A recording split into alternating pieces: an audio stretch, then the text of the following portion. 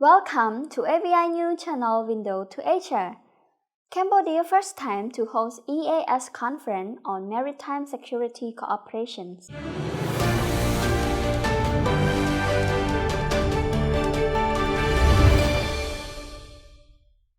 According to the Ministry of Information of Cambodia, the 7th East Asia Summit Conference on Maritime Security Cooperation 2021 theme Creating a New Decade for the Well-being of Human, Ocean, and Economy will be held in Presa Sihanouk Province from December 1st to 2nd. The conference will feature a number of high-profile speakers who will discuss development, conservation, sustainable marine management, green economy management, and scientific research. Moreover, it includes the ministerial conference to plan out marine protections and development from 2021 to 2030, considering the health of the oceans, people, and economy, and action planning for the member nations' subnational administration. It is important to note that every 3 years, the East Asia Summit Conference on Maritime Security Cooperation